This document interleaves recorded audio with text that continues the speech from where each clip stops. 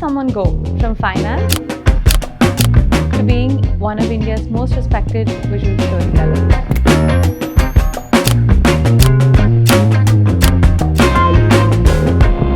The journey is extremely interesting. It's a change that I think that time I was younger than the couples, now I'm older than the couples.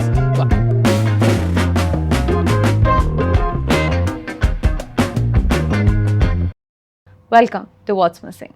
This is Ramya and today we have Kishor Krishnamoorthi. We want to know more, not just about photography, but about running a creative business and also understanding how to constantly stay creative in that process. Thank you so much for joining us today, Kishor. Hi, thank you for having me, Ramya. How are you doing? Very well, thank you.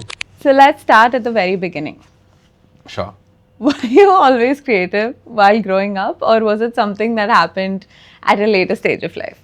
I think there was some element of creativity from a young age, but I think it was never really thought of as a career option or a lifestyle option, because at that time creativity was always told as something you do for fun. I don't think we were learnt or taught to behave in a way that we thought this could be a career option, that you could be a full-time artist or a full-time photographer. It was always like, you become an engineer or doctor, one of those generic professions. So I never really fully thought that creativity could be a full-time profession, but I definitely had a creative spark to me. I was doing a lot of paintings when I was in school, I did a lot of writing. That was always a part of my thought process in school. But tell us more about it. So where did you grow up? I initially grew up in Indonesia. That was my first childhood. So about 5 years, my schooling started in Indonesia. And that gave me a very different kind of exposure to the education world. And that's my only experience of what schooling was in an international school with classmates from all across the world. And then I think I moved to India in 98 in Hyderabad, and I joined HPS Begumpet at 4th class. And that's where I was there till 12th class. And school, I think my final creative spark was when I was an editor for the school newsletter in 12th class. And that allowed me to really work on taking photos in school, doing a lot of writing, doing a lot of researching, and that was where I think I was able to fully express my creative ideas in a very succinct form. So shout out to all the HPS. Of course, I think school was very, very important to me. I even thank my teachers and I went to school because they allowed me to get a camera to school when I think there was really no hard or soft rule about what it was. It was before we had smartphones. It was before cameras were a commonplace. So I had a very small camera which I used to put in my pocket and take to school to just shoot different events and daily life stuff in school. And teachers were like, is it allowed? Is it not allowed? Okay. I mean, and I was a very good student academically, so I never had reason to say no to me. I think if I was a bad student, they probably said, no, why are you getting a camera? Like, okay, he does well in studies, so we don't see a reason to stop him getting a camera to school. I don't think there was no rule that said that you shouldn't. Maybe today it'll be different, but this was 2005, 6, 7, so I think it was okay. Interesting. What did you shoot?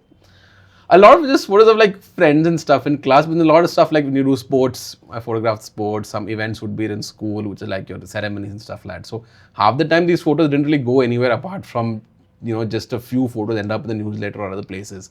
It was just for me, I think it was a great practice in a very environment where I was not judged, right? So I could do what the hell I want. So creative freedom. Yeah, that was fun. Was that like something that you remember a lot? Like this was my first picture that like really stood out in my memory. That's when I knew I wanted to pursue this, even if not as a career at that stage, right? At least as like a genuine interest that I have. I think capturing sports was very fun in school because you really capture the emotion of the crowd at that point, because when you're photographing someone who's doing their athletic sprint around and we're all cheering for our respective houses, and you kind of are capturing the crowd, you're capturing the moment of the person running, and really it's about a lot of effort into capturing that atmosphere, which is easier said than done, because being there is one kind of emotion, but photographing that is a different process. That was quite fun. I wouldn't say it really sparked me to think of photography as a career, but I think it just was really quite a very nice moment for me to cherish, and I still remember it today. Yeah, I'd love to see the photography. I don't know where that photo is. I'm going to be honest, it's been a long time. It's been 20 years probably, so I don't know where that photo is. So you were in HPS till 12th, till right? 12th, After yes. that? So after that, I moved to England to study economics and politics because I loved economics when I was at school. I had a great economics teacher. I think she really made me genuinely very interested in that subject. So when I had to choose something for higher education, I thought economics was a very nice topic that I could go into. And economics and politics is a very popular degree in England. So that's what I chose to do. And I went to the University of Essex in 2007. and I did an undergrad there for 3 years. Did you enjoy it? Yeah, I loved it. I think it was great. So I think one of the greatest things was the first year of university. A lot of the math they taught us was something we'd already learned in school in 12th. So it was very smooth sailing for me. So again, thankful to HPS teachers for drilling into us something that was useful for me, like for the first year of university, all the mathematic part of it. And I loved economics as a subject, so I was always curious to learn more. But there's such ends of a spectrum, right? So you went from economics and politics that's completely practical, logical, and in the real world, to being a photographer and a creative, which is on the other side of the spectrum where nothing is really like set in stone. So did the degree help you in some sort, or do you think it was just a detour that led you into the life that you eventually wanted to be? So I would say that the degree didn't lead me into this, but I think the degree has helped me a lot after I chose to come into this work field. So while I was at university, I was also the president of the Photography Society. I had a part-time job as a photographer. So it was a creative thing that I never let go, even though I was obviously studying and doing my core academics. I always had that creative urge which was on the side. That again, it was never thought of as a full-time profession. It wasn't really a viable career option or something. I thought, okay, this pays for my extra pocket money, and honestly, was just paying for me to buy more gear. So whatever I earned from being a photographer, I just put it money to buy new lenses and new lights and things like that. So that was all it was initially for me as a photographer. But I think where it has really helped is that running a creative business is very different from being creative. I think that's where my economics has helped me a lot. So that's a good segue into a very real question that I think most people watching this will have. How does someone in the creative field run a business that's also practically viable for everyone that's involved in the business, right? I think that's extremely difficult. I'm going to be honest. It's not easy at all.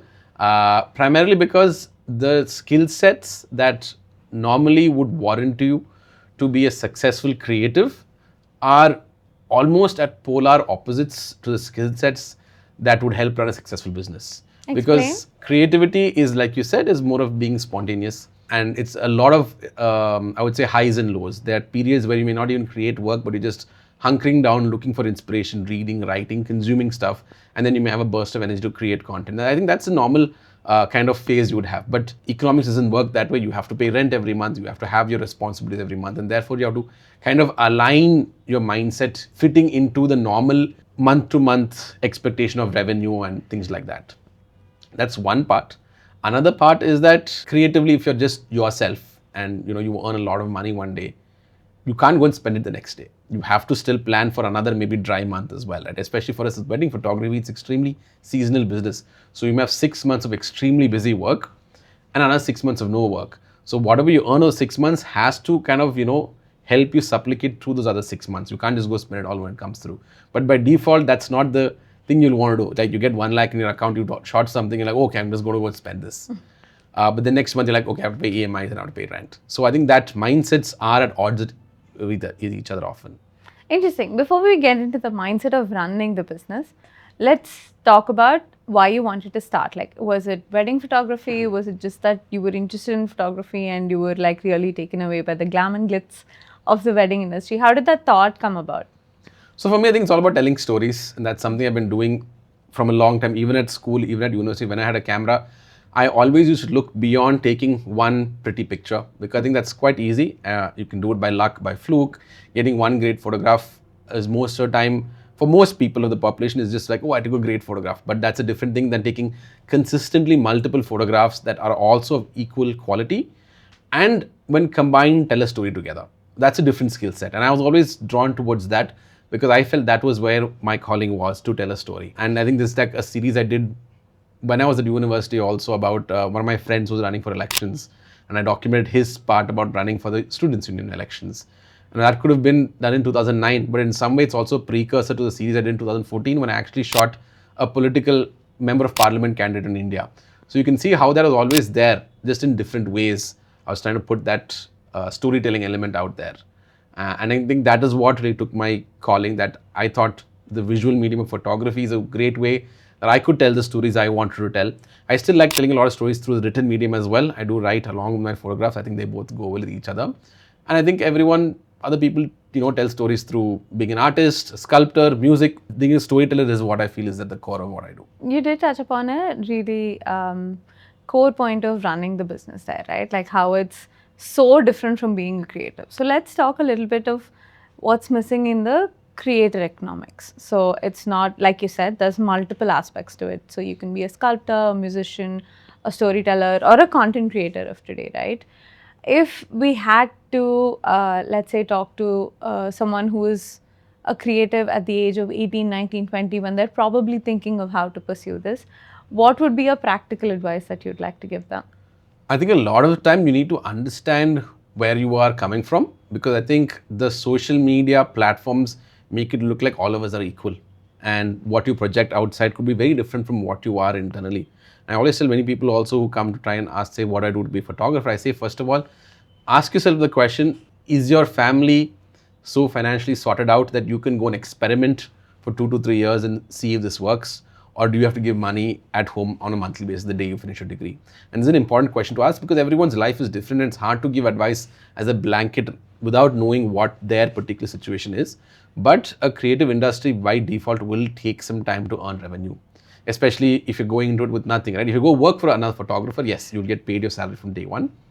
But if you're going to start as an entrepreneur, essentially, you should keep in mind there will be a period of a couple of years of buffer you need to have. So there's no pressure of earning money at home. You have your food, rent, etc. taken care of, and then you can figure your way out. So I think that's an important thing to keep in mind, that you can't expect revenue from day one, and you'll have to have that comfort at home to be taken care of. Let's say, for example, today I want to start my creative business. I am looking to be a wedding photographer. What is the first thing that you think I should get taken care of or do myself before even think of going ahead and taking a client on board? I think first you should see whether you're good at taking wedding photos. I think that's a primary part, because while we spoke about the business part and all the other parts of it, I think at the core of it, you still need to be a really good artist. And then everything tags on, right? Let's double click on that. What does that even mean? See, you have to be good at what you do. And then you can start thinking about the next part of it, the running the business and your cash flow, your revenue models, all that stuff. But if at heart, you're still not a great artist or a great person, you've not become the master of your art, you're still in a very nascent stage, you're probably jumping the gun by thinking about the next step, because you may not even reach that, right? Because, or you have to then choose to price yourself at a very lower price for the quality that you're delivering. But at the end of the day, it is a service you're providing. You have to have some value. So if you're charging 1,000 rupees, 2,000, 10,000, 1 lakh, 10 lakh, whatever it is, you have to ensure that you are providing that value to the customer with the work you're doing. So if you're a good artist or a good photographer, I think that's when you start thinking about the next steps if you want to build your business around it.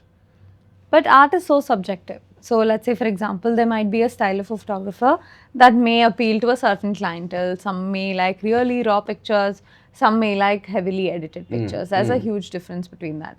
But without thinking about the art in itself, as a business, if I'm about to become a wedding photographer, what do you think are probably the top 3 things off the top of your head that I should get sorted? Well, you probably want to ensure that you have a way to get clients. I think social media is one step, but word of mouth, I feel, works much stronger, because social media, I think what you see on Instagram can be very different from what is a delivered set. Because I've heard from couples that, oh, we saw their page, it looked really good, we hired them, but what we got was very different. And that's a horror story thing many of us would have heard. So if you have good clients that you already worked with, or even start up with your friends and family, and they're able to refer more, that's the first step, because you need work to actually be a wedding photographer. The second part is you have to establish your internal workflow, because data management is very, very important. And I think, again, there are stories of photographers or newbies who've lost data because of mismanagement, right? So I think data is life literally for photographers. So how are you ensuring your workflow, especially when you're working with a team and you're working with freelancers, full-time staff? That coordination sometimes is a very dull, boring aspect, but needs to be taken care of. And I think finally you have to understand how is your timeline of deliverables and what are you giving to your clients. Because again, same thing, a lot of people, if you're doing all by yourself, you may end up shooting the entire wedding season and then sitting on editing. But what means is that the first wedding you've shot, that person is waiting till the end to get their work. that's another thing you have to consider. How are you going to manage this workflow delivery as well? So it's really the start, right? So how do you get your client? How do you manage the work once you get the client? And how do you ensure that's delivered in a satisfactory manner to the client? You don't think it's all glitz and glam? It looks very fun from the outside when I look at a wedding photographer who's who's hanging out with the couple, who's really enjoying shooting the moment. But from what you said, it looks like 90% of it is a lot of logistics. Yes, yeah. Because I think the glitz and glam can completely be overrun by the logistics part. See, because I think why did all of us, at least myself and my team, choose to be wedding photographers? Because we love being social. We love hanging out with people, and that's a very important part. If you're a very introverted person, it is a little difficult to be a wedding photographer, because by default, that job requires you to talk to people. You have to be very empathetic. You have to kind of really understand the mindsets of different people. That's a very, very crucial part of being a wedding photographer. And once you get there and once you're doing that right, if you're not able to have a strong back end, that all crumbles away. So I think we can work on taking better photos. We do that every single day. We're always looking to make better photos, better videos, better output, both for our own self-satisfaction and for the client. But all of that only works if you've taken care of the bottom layers. Because this layer is very crumbly. What you're showing the top is built on a very poor foundation.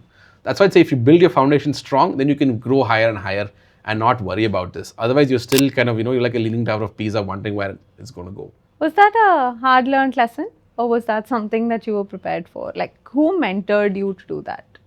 I wouldn't say anyone mentored me, but I think that's where my degree kind of really came into play, right? Like you said, economics and politics is like a very logical and very Excel sheet kind of degree. So I always took that approach to my work as well. So even though I know we are doing creative, I had many things I was very particular about from day one. Even things like how do you name your folders? How do you organize your data? That's something that we have very clear, strict guidelines for the entire company. So that data is not mislabeled. That's a very normal thing, right? You see people's laptops, it'll be like new folder 2, new folder 3, right? It's a very common way. So that happens. How do you avoid that? You have to have an SOP, for lack of a better word, for even things like naming, maintaining Excel sheets of what data's come, what is that, who is allocated to what shoot, how do you communicate the timings of the shoot to your crew. All of this is all very important. And I think I was very clear about how to do that from day one. So I'm like, this is clear. So then, because again, I didn't want to worry about that. I don't want to be on the shoot taking photos and wondering, oh, have I informed that guy to go there? Has he started? Those are all worries that just hold you back from being more creative. So let's do a small masterclass for anybody that's looking to shoot weddings, looking to shoot nature. It doesn't matter, right? As long as they're a creative. What would you think they should prioritize? Is it a camera, or it's okay to start on a phone when it's your passion? You can start with a phone, because again, see, like the device is only a tool to pull off what you're looking to achieve. But having said that, if you're looking to do something serious, you will very soon realize the limitations of the phone in terms of technical ability, low light performance, several different things. And then you'll start craving to buy a camera because it can do so much more than what a phone can do. Having said that, I think for video, if you want to do something that's shooting quickly and just consuming quickly and putting on Instagram as a reel or a short form content, then maybe a phone is particularly suitable. So it may define the kind of trajectory you choose for your career, what kind of tool you want to use. And when it comes to inspiration, where do you think people should seek? You think it often comes from within, or it's from an outside or another photographer? Where do you think they should look for inspiration? I think with inspiration, you can really find inspiration everywhere if you look in the right way. But I think you should, as you grow, start to be very cautious and curate what you are inspired by. Because what is the standard of content you consume eventually dictates the standard of content you create. So if you're following all random people on Instagram, you will kind of subconsciously in your mind think, oh yeah, this is good enough. I'll also make this. But if you take the time to curate and see some really refined content, then you'll also feel internally that you should create that kind of content. And I think the next step is actually to see content maybe in a print form in photo books. I think that again gives you a much higher level of output. It teaches you how to make a narrative from page 1 to page 100 if it's a photo book. And also I feel that sometimes on a small screen, you can't make out details in a 6-inch screen. But you have a large book, you're looking at, 1 feet by 1 feet almost. There's so much more you can see in details of images. then you also learn that you can do a lot more detailing. Because if you're only going to consume content on a 6-inch screen, and again Instagram, prioritize vertical content, all this kind of stuff, then you start thinking, okay, this is all the limitation of what I should make. Small flaws you can get away with, but then you print your images, you realize you can't. Everything is really visible for the world to see, right? So I think sometimes even printing your own work is good, but when you see really good photo books are printed, you get an idea of what it is to make really, really fine images. And when it comes to storytelling, right? Like you said, if I'm looking to tell a story, I should really be able to connect with the viewer as well. So at that point, is there a difference that you can teach us? So as a creator, if I'm putting out something, how do I know that that's the story that the viewer is also seeing? I think that's the way you make your image or your video. Should be very conscious in the decision you make of what you want in your frame, what is contained in the frame, what you're choosing to even avoid in the frame. All of that should be conscious decisions. Sometimes it is subconscious, some things will sneak into the frame. But I think it's important that you have clarity on what you want to tell. And then automatically you can understand how you're going to frame that. If you're just saying, I'll just take some photos and see what people think, then you're being very casual about what you make. And subsequently, the viewer will also take it very casually. So if you're serious about what you're making and you invest the effort, then the viewer will be able to take away that level of seriousness in the output. And how should we price this? Price this meaning? Price the creative work. Like, how do you price something that's creative? Like, art is subjective, right? Like how we all know, let's say a painting, does it completely depend on the customer or the client or the buyer, or is there a certain aspect that you should keep in mind while pricing as well? So it's two parts of it. One part, I would say paintings which are sold posthumously after people have passed away is a different pricing game altogether, because that's a lot of hype, a lot of investment. Sometimes people buy art purely for investment and then they want to sell it off at a higher price. I don't think none of that money is ever going to an artist, because that person's already passed away, right? So I think when you're pricing for yourself as a photographer or an artist who is living with their creating work, you should always think of it as how do you value your time and where does your time go into? Because it's not like, let's say someone hires us for a wedding and they're like, oh, you're charging this much, but if you're not shooting 365 days a year, it's not practically possible to do that. You have to take time off. You have to take time to inspire yourself and so many different things that go on to the off time. So if you think of this is my life, this is the kind of lifestyle that I have to live in order to create content of a certain caliber, then you can start to break it down. I would say that's a very good way to think of it in terms of what does it cost to actually make this kind of work. Because two people with the identical equipment, identical gear, everything on the same spec could create vastly different qualities of work depending on what their vision is.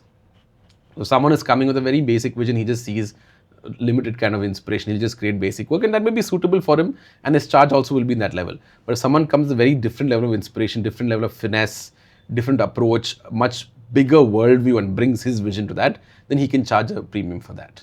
And he'll be able to produce a piece of work that warrants that. Can you give us some numbers? How does pricing vary? What have you seen that is made of the same gear cost a certain amount, and what have you seen depending on the creator that costs a little bit more? It's huge variation, right? So you can have someone who charges 1,000 rupees a day, you can have someone charges 1 lakh a day as well. So it could be 100 times could be the delta for this. So I think, and people are willing to understand pay for that as well. So I think there's a huge difference in that.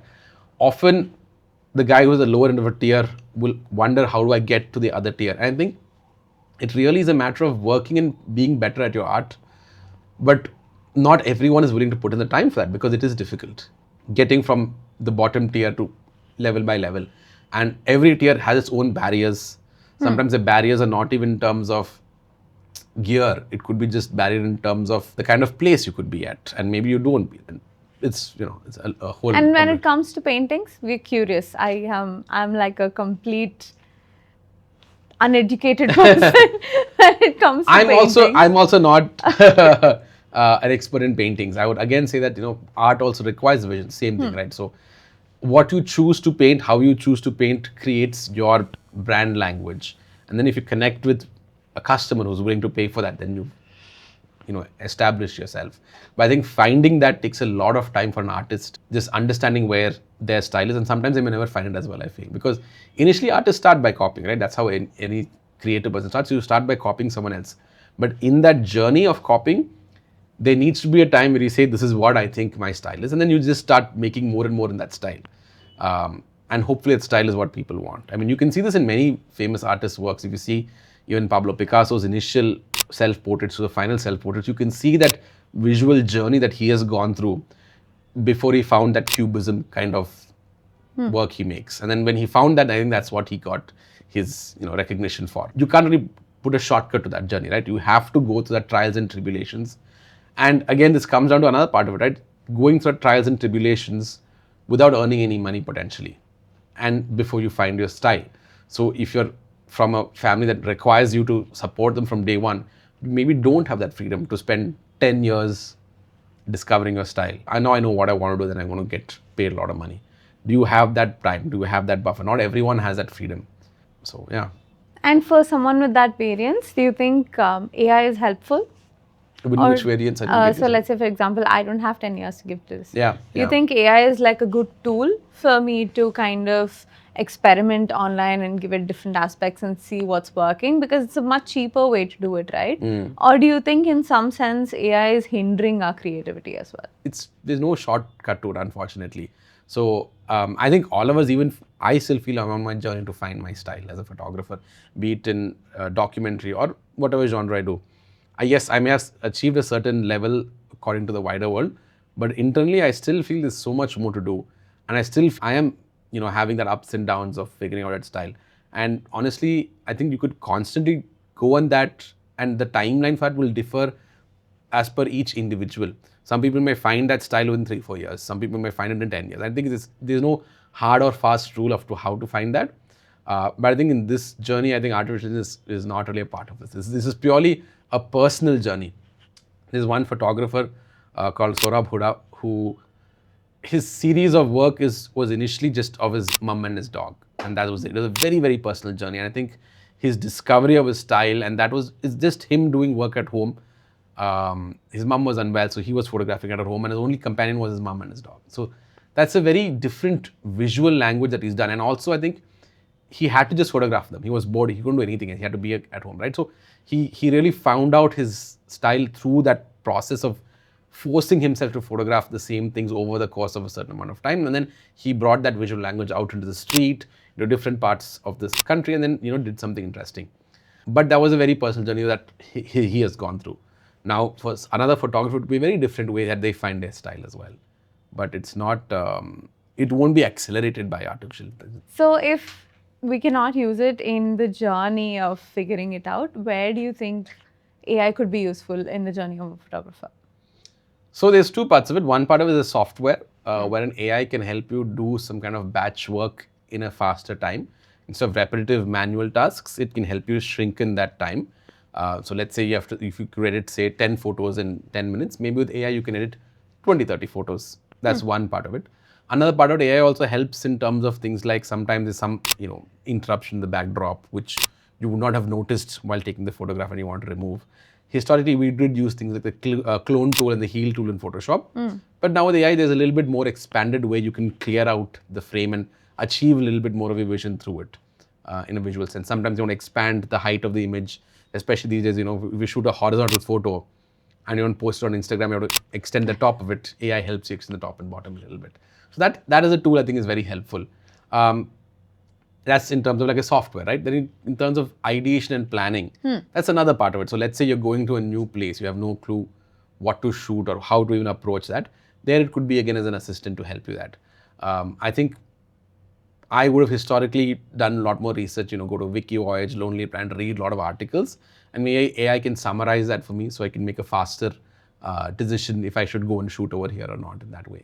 So I think that's the way AI has helped me. But I'm still not a huge user of AI. I use it very sparingly in my day-to-day life.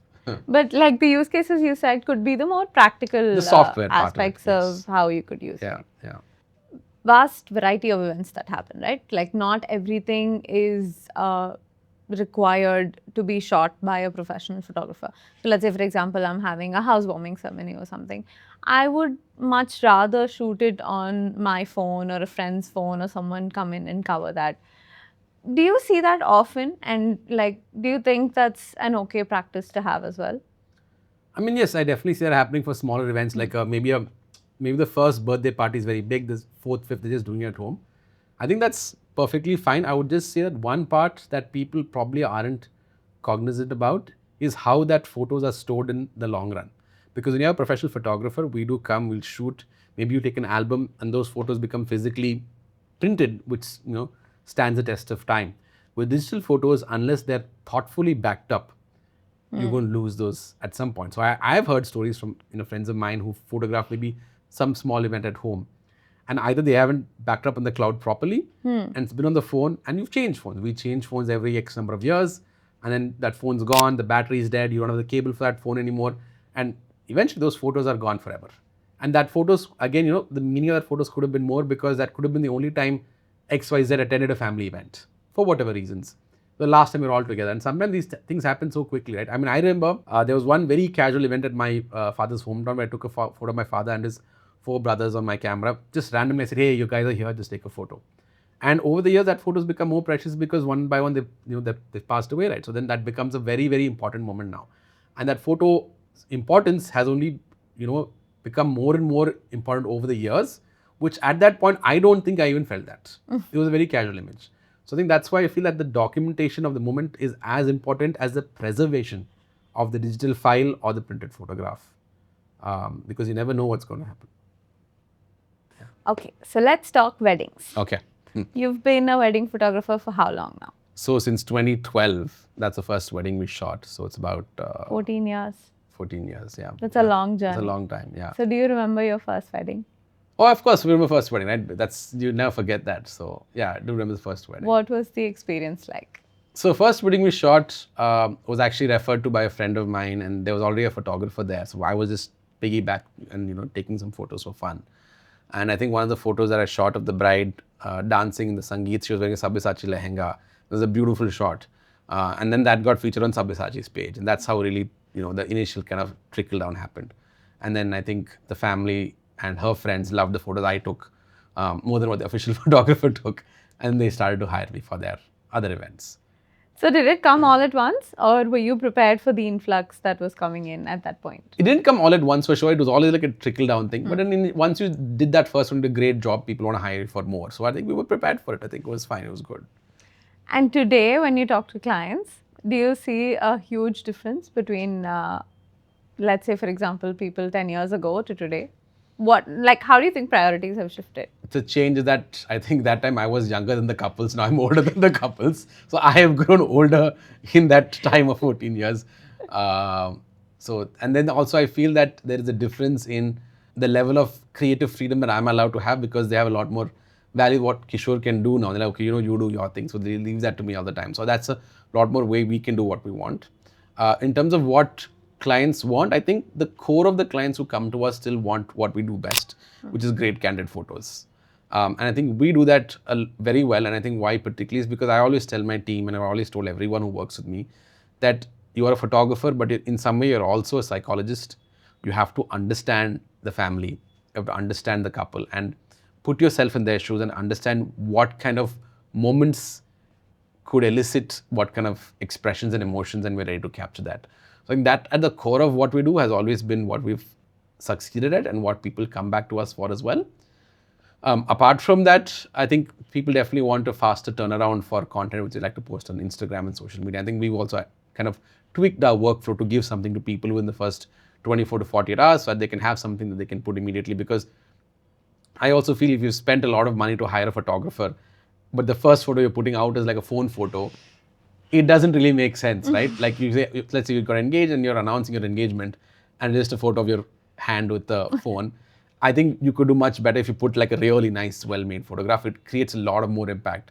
And that's what we're all looking for, right? We want, the reason you're hiring us to create photos a lot more impact. So we've also understood that. So we also give a faster timeline so that people can share that faster. There's definitely the requirement that people want to have reels and things that for social media. And I think there are specialist companies who do that. We've not dabbled that fully yet. We have done a few here and there. But we still believe our forte lies in that larger storytelling film. Because for me, the way I look at it is that good content is easy to create, but also easy to forget. How so? And great content is hard to create, and hard to forget. Because good content is something like a reel you could just shoot with your phone in the wedding or at any event, and you may see it the following day, I'm like, oh yeah, this looks really good. But if I ask you even 2 weeks later what was there in that, you may not really think back to it very strongly. But when you put the time and effort to make a really evocative wedding film or wedding photos, much later you still remember, I remember my wedding film, I remember this emotion. So I think that stays with you much longer. I think that's where we want to focus our energies on, because our work is never about today, tomorrow, right? It's about how much our work marinates over time and becomes much, much more valuable to the couple and their families 2, 5, 10, 20 years down the line. And that's the way I see my work. So yes, I do understand the importance of immediate consumption and instant gratification, but I think the larger takeaway should be the long-term investment in that really high quality visuals and stories for your wedding. So there is a difference in understanding your work across different generations. Like we've established that much by now. So was it very difficult in the initial days to, let's say, for example, the older generations, was it very difficult for them to understand the concept of it or the pricing of it, any of those aspects, versus today? Is it like a lot more normal for people to have candid photography, candid videography, along with the traditional aspects of photography and videography? I think in the initial days, people didn't even know what candid photography was. A lot of my calls and meetings with clients were just explaining to them what we do. How did you explain that? And then we just said, it's like we don't interrupt the event. And they're like, oh, nobody does. But sometimes I think they have to see it to believe it, right? So I think that's the initial phase I had for many years when we start off to just explain that this is what we do. And then we show them the work and then they kind of realize and then they match the visuals and the photos to what I'm saying verbally. I think nowadays people understand what candid photography is. To a certain extent, I would say that word has been paraded around too much and is expected to mean a whole different variety of things. Because I still feel that many photographers who call themselves supposedly candid photographers for the sake of marketing them, but don't actually work in that way, where they still interrupt the flow of events. They still ask them to do, and they're like, candid means, high bokeh, out of focus photos. That's kind of what people really take away sometimes. And that's honestly, I would say there's a good percentage of the market who think that's what candid photography is essentially your portrait mode on your iPhone, right? So I think the word is got its own meanings for different kinds of people. I still think it means what I feel the word actually means. Candid. Candid in terms of unposed and actually capturing expressions and events as they happen rather than freezing them and saying, oh, do this, do that. Do you have any moments across these years that you really remember? Like when you shot it, you're like, oh, that's an interesting shot. Something like that. I would say for me, most of the times, and what I really like is to actually look at the reactions of sometimes the parents during the important moments. Because I think everyone knows like the bride and groom are going to give a range of emotions and that's going to happen. And that's natural, right? That's what expected. But the people you don't expect to react sometimes are the ones I feel we keep an eye out. And usually sometimes like this very steely faced father who's held his, emotion being very quiet and unassuming for all of the events, who just breaks down at one point when the bride is leaving the home or whatever point. And that's, really kind of look for a moment. And sometimes we also be able to anticipate that, because some fathers who are just cheery and chill throughout the entire wedding, they're like, yeah, my daughter is fine. But the father who's like really, very kind of morose and strict throughout the wedding, that's the man who usually breaks down. So, and that's really something that because he probably won't react again like any time other, right? Because I think weddings are a time where emotions are heavily charged for everyone. So when there's a certain expression of emotion, I think it's hard to capture that. And we also feel a level of satisfaction because we're like, yeah, we got this and it's not going to happen again probably. So yeah. We do hear a lot of stories about how all the candid photographers are in the way of the priest and they're asking. So there's a huge priest photographer quarrel nowadays that's like really trending. They're also making videos out of it. Have you encountered one of those? So I think most of the time we do work with the priest. We want to be their friends because we do understand both of us are there for the same task, right? So I feel the priest is the director of ceremonies for the day, and his flow is what we have to adhere to. I think we've very rarely had quarrels with priests. There's one reel of us which went viral where the priest was appreciating us, which we recorded, and he was saying that, this is the best team I've worked with because they never bothered me, and they was really great, and he spoke really highly of us. That we posted that reel a long time ago. I probably should repost it now. And I think we've rarely had quarrels with priests. I think only couple of times we had is when even the family was like, what is this priest doing? Does he know what he's doing? Sometimes you have priest lads. So then everyone's clearly on one side, the priest is on the other side. Like I think there was once we had to remind the priest to do a couple of things as well. Because he forgot. So right now you know how the rituals go about? Yeah. Like you're really acquainted with what happens. Give We're- us a gist of the ritual. I think usually when people get married, I'm like, you probably don't know what's happening because it's your first time getting married and you probably new I've to seen it. hundreds of these happen. Yeah, so we are usually well placed to guide the couple also. And I feel sometimes nobody actually even tells the couple what's going to happen. Yeah. The family also won't tell. They're like, you just come and sit, we'll take care of everything. So there's also this level of opacity that the couple is like, what the hell is going to happen? And their best understanding is seeing other people's wedding photos. But still that doesn't betray the full 100% immersion into the wedding day. So often we are the ones who are telling them, this is going to happen. You're going to sit for these many hours, blah, blah, blah. And we're giving him or her no holds barred view of what is happening on the wedding day. That's rough to understand on the wedding day. It comes off and on, right? Because for me, usually it's to tell them what could go wrong and to debrief them in advance. Okay. Because we know that if something goes wrong, how do you avoid it in advance, right? So that on that day, you're as smooth of an experience for you as possible, and subsequently for me, and subsequently for the photos and videos. So basically, output is what. We're all working towards the same goal here. So after shooting hundreds of weddings, right? Can you give us one thing that couples often stress about, but like doesn't really matter at the end of the day? I would say like the nuance of the color of the flowers. Definitely if you have white and red, like a significant difference, yes, it matters because even I guide them on that, getting the right color of flowers, the backdrop. But if it's like, say, like magenta and red and something, I'm like, it doesn't matter, it's fine. Like, it's okay, we can live with it. Anything that you saw in the happiest of the couples, like a small thing? So, see, one thing with Indian weddings is that there is inevitably a lot of family involved. And often the family is overwhelming for the couple. And, we've seen this in weddings, especially when if it's a love marriage and it's like the bride and groom are from like North Indian, South Indian, they have different rituals. And the families are actually like finding reasons to be at odds with each other. This happens more often than not sometimes when the couples have obviously they found each other. So family like grumpily just getting along for the sake of it kind of thing, right? So I think where I've seen is that when the couple actually respects and values time for each other and protects each other from the family is where you see that these two are going to make it work. And there's times when, either of them are just more of, my family versus you family. And that's obviously, going to be much difficult for them in the long run. I think so. You have to understand that both of you are going to be your own bubble in the long run, and carving out that space for both of you, both mentally and physically as well, is very important. Do you have any funny moments in family feuds or in any of these high tension events? You said high tension. Where will it be funny in high tension? It's not really funny. Like the aura is high tension, right? So in that scenario. There's been one incident. So usually, like, I think in some Telugu families, they wear two thalis, right? They'll wear one thali and then they tie second thali as well for the bride.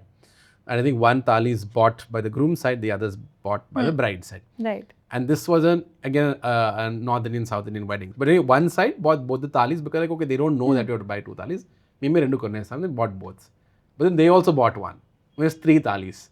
And they're like, what about the one we bought now? Like, and they're like, we can't. And the priest like, you can't tie three thalis. Like, you have to tie only two. And it was like, for about like, I think a good pause for half an hour to figure out which of these two to tie. Half an hour. Yeah, everyone just like, I went out, I had like a chai and I was like, okay, everyone just relax for a bit. And yeah, and the bride and groom were trying to talk and they were like, no, you don't know what you're talking about. Yeah, I was a little tense. Doesn't veer into funny at that point. Yeah. But I'm sure when they look back at it, they're like, what were we thinking? So for half an hour. Yeah, it took a lot of time. And in all of these moments, right, like your team is so involved. So have you had any like funny moments with the team where you didn't expect something? Yeah.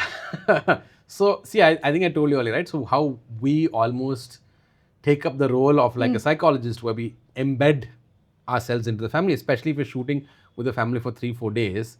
and they're also very warm and welcoming, and you're also just, there, it doesn't even feel like you're shooting for someone else. You feel like you're just hanging out with these people and capturing the moments. It's a very, very organic process, but also means you're kind of like living the highs and lows with them. So there was one wedding which I remember everyone had gone to, was in Karimnagar, so we were there for about 3-4 days, and I think on the wedding day, all of the team had so emotionally joined in with the family that they started crying as well when, doing the Upper Gintalu and doing the emotional moments of the wedding. So sweet. And it was, it's quite, because they were really almost feeling that, the bride is leaving the family kind of thing. And it was quite interesting. Did you cry? I don't think I was there for that one, but I've heard the stories of everyone crying over there at that time. That's something you can't like really forget though. Yeah, Like, yeah. And you can't really choreograph that. It just happened, right? I think it just at that moment, everything was so emotionally charged and so sensitive that the moment all my team saw that, the journey of her, brothers and her, that whole part of giving her away, they also started crying. so sweet. Any advice you have for all the new couples that are getting married after seeing so many of them? I would say that things are going to go wrong. Don't stress about it too much. Don't let everyone get you. Again, this is, I would say, because Indian weddings are very often not in your hands. Things happen organically. You'll inevitably have some auntie or some long lost uncle come from somewhere and say something that's probably going to throw you off grid. But just stay calm and stick with what you have. I would also say try to pre-plan things in advance, especially things like if you want to carve out time to make portraits, ensure you consciously plan that in advance rather than on that day scrambling around, like, oh, I need to do this and that. So I think the more you plan, the more things you can have at least mentally, it's going to go to a certain schedule. And in that schedule, 20% will go to toss because of something that's not in your hands. But having said that, I think these days, we are seeing more and more weddings go to schedule. Since the last 14-15 years, we've been shooting. The beginning, a lot of times, it was anyone's game, right? Anything could happen. But I think now couples have consciously understood they need to make time for those photos because you spend a lot on those outfits. You're only going to do those photos once. So if you don't do it on the wedding day, you don't do it again. And you've spent a lot on many things, right? Jewelry, photography, decor, all of those things need that time to get those images that you really cherish. So I feel that has come to a much more better level today where couples are making time. They are conscious about that. So I think that's changed. I think that's definitely a trend we've seen over the years. But I would still say that, plan well to all the couples, and things go wrong, just take it in your stride, because 10, 20 years down the line, it'll just become something you laugh about, you won't worry about. Probably something you won't even remember. Yeah. Let's do a quick rapid fire. Sure. Okay. So, you shot on all formats, film, digital. What's your preference? For speed and convenience, I'd say I'd stick with digital. Okay. Black and white or color? I love black and white. It's got a very timeless feel to it. For someone who shoots colorful weddings. I think again the story and the emotion comes out very strongly in black and white. Sometimes color can be a distraction as well. Of course, if you've, like when I do a shoot consciously, I can plan all the colors in the frame and ensure that I'm able to get the palette I want. But in weddings, you'll have someone wearing a different color walk into the frame, and black and white then helps you isolate the story and the emotion you're trying to convey. Okay, fair enough. Canon or Sony? Canon, I've been using Canon for 20 years now, and I'm a Canon brand ambassador, so it's always Canon. Do you like a sunrise shoot or a sunset shoot? I like sunrise because everyone's fresh. It's the beginning of the day. Sunset, you kind of tend to be a little bit more tired. So I always want people to wake up early in the morning and come for sunrise shoots. One lens you could not do without. I would say I like the 35mm focal length. It's a relatively wide angle lens. We've heard you say that in all of your recent videos. So I think it's a very great storytelling focal length for me. Okay, what is the difference? So wider focal length means more in the frame. So if you go 15 or 20, you have much more in the frame. 35, and then you have 50, and then like 85, it's much more tighter and much more narrower. So with a very narrow lens like an 85, the advantage is that you can put again everything out of focus and have that bokeh, really creamy, candid kind of photo. And I think initially that was what I also aimed for at the beginning of my career. But over time, I realized that the real difficult lens is 35mm because it's difficult to work with. But when you become a master of it, you start playing with the different elements in the frame. You start layering in things which you could never do with an 85mm. You start understanding what is your foreground, what is your background, what are the various elements, how are they all adding to your story, and how can you tell a story within a single frame, which I think is very difficult with a larger focal length like an 85mm. And I think it's very difficult also in a very wide focal length because you have too many things in the frame. So I think 35 is just that sweet spot where you can do that storytelling. Got it. One lesson to learn for any new photographer. So many lessons you have to Give me one. take up lesson. One lesson to learn for a new photographer. I would say stay curious and don't forget to keep experimenting. Okay. One place you'll never get tired of photographing. I would say Hyderabad. I really enjoy telling stories in Hyderabad. I think there's so many stories to tell in our own city. And while I love traveling to new places and exotic places and see all the world, I think in our own gullies of Hyderabad, Secunderabad, anywhere you go to, there's so many stories that are waiting to be told. And I think as photographers, I'm always looking for this story to be told. Okay. One wedding trend you secretly love. I secretly love. I think I love people coordinating the colors of their outfits because it makes for very pleasing images. There have been times where the groom goes and buys what he likes, the bride goes and buys what he likes, the decor is decided by someone else, and it's a complete clash of colors. But I think now people are much more aware that they both have to be in sync with each other and also with what the decor is. And that just creates so great visuals. One trend you think needs to disappear? I would say there are many trends that come and go, like things like this mannequin challenge and all of this stuff. I don't think anyone's looking back at those videos and thinking, oh, this is such a cool thing we did in our wedding. So there are so many of those cringe trends that come and go. So this. We were recently discussing the ice bucket challenge and I forgot what that was. Yeah, exactly, right? So it's all like these one-hit wonder, right? It comes and goes, and at that point, it's like, oh my God, everyone's doing this. In 2 weeks, everyone's forgotten it. One photograph every family should have. I think everyone should have great family portraits, and I think they should have it regularly because we all change, we all grow, we all, become older, we become taller, we become fatter. All things happen to our body over the years. I think having regularly really good, nice family photos makes it very valuable for us in the longer run. If you had to finish the sentence, the best photographs are the ones that are emotional. You also do a lot of other creative work other than wedding photography, Yes. right? So let's talk about a little bit of that. So you do a magazine and you do wedding photography. What else do you do? So I do a lot of general documentary photography of the city. I do a lot of travel photography when I travel. I do shoot for movies and movie posters as well.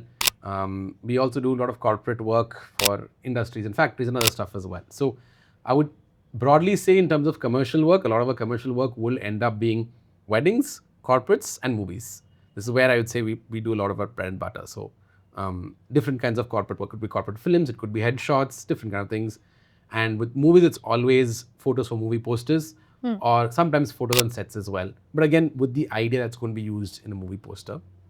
The non-commercial work is a very wide gamut. That's where you do our magazine, which is called Concord Zine.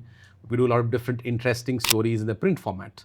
So when I started Concord, I started purely because I wanted people to see good quality work in the printed format. And I think over the years, as we've gravitated more towards consuming content on the small screen, I think the value of printed content has also gone up amongst people who see and understand why it is important to print things. So that's the reason we do Concord. We don't publish as often as I'd like to because we have so many other things we do. But when we do have time, we really want to publish more issues of Concord. And I think Concord also stems from a general curiosity and feel of a need to document my city. Because Hyderabad has changed so much in the last 20 years, and I think it'll just keep changing. And unless we take the time to stop, think, and actually photograph it the way it is today, we may not have that record for the future. Even today, I think sometimes there's this photo that's posted quite often online of how in the early 2000s, it was just cyber towers, that one building in Madhapur, and just stretch of rocky landscape, right? And that photo has become an embodiment of how Hyderabad has grown.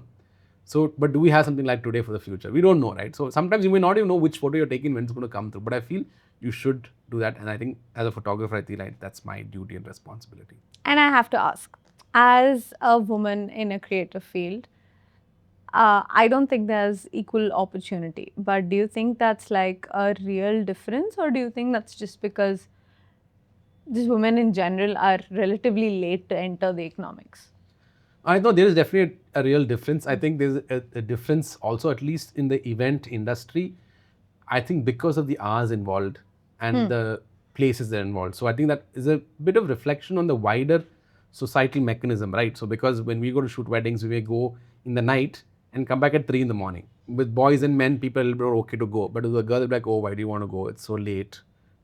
Try and see if you can not go, and try to avoid these late night things. And we've seen that as well. And parents have an apprehension for their own reasons, right? So that does affect them to have that freedom to come for these shoots, and then even traveling, right? So at the beginning of your career, you're living with your parents, you're not married, you can't just go off wherever you want to. So traveling for shoots and all of these things come into the minds of the parents who are being a little bit more restrictive and letting them explore that, because we do have women who work with us and are great at what they do. And I think all of them have definitely overcome a barrier to come to that level, because it is difficult sometimes to explain at home that you have to stay away for these many days. They're like, oh, nobody else is doing this in your friends group. Why are you doing this?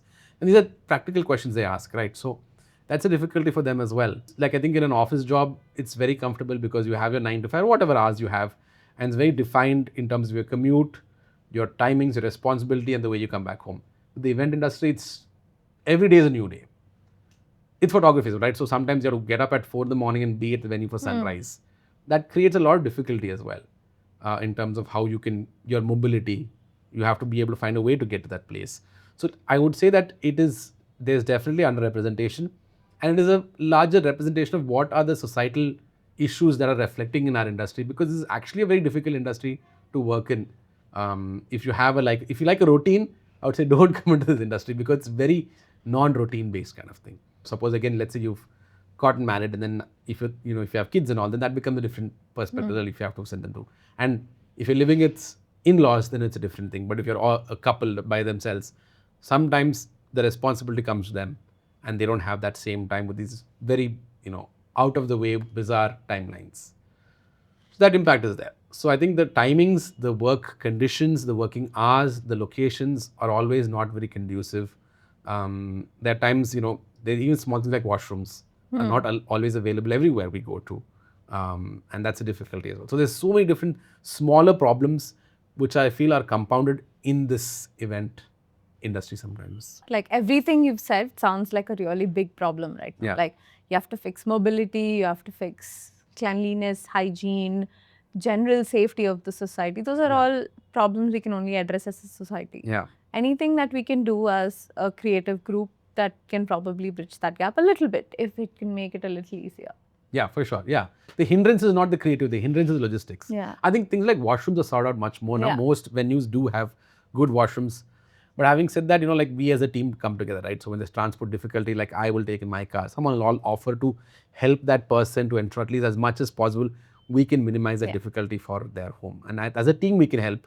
But also it comes down to their different things in their family and their comfort zone. But as long as we're able to do our bit, I that's think all we can help. Yeah. Better with time. Yeah. To end on a final note, as a creative and as an economics and political degree holder, you have the worldview that's like combined, which most people don't. So what do you think most of us are missing in seeing the world? I think most of us are missing seeing details in the world, because we are all quite rushed in our own lives, and we are not able to take the time to sometimes observe the wider world. And I think that's where at least I feel as a photographer, I'm able to take that time to notice and document it and just preserve it. But I think generally it'd be great if everyone can just take that time to observe the world. And I think that's a very vague and wide answer as well. But I think that people who listen will kind of understand what I'm saying about, right? There are so many things that I have talked to my friends who are not as a photographer, and sometimes I'll take a photo of something that is just next to them. And I'm like, oh, when did you see that, Kishor? I'm like, it's been there like for this much time. Oh, I never noticed it. Because we're so engrossed in our lives, our phones, our family, and our bubbles. And I think that's also part of the way modern life is, right? It's sometimes very hard to even think of paying attention to anything beyond your immediate circle. So, yeah. I think that's a beautiful note to end this on. Great. Thank you so much for doing this, for being here. I'm sure it was like amazing for everyone that's watching it too. Thank you so much. If you guys love this episode, please like, share, and subscribe to What's Missing so you can stay tuned with more great content. Thank you so much for watching the whole video. And if you really liked the content, please do like, share, and subscribe so that we can make more of these interesting videos.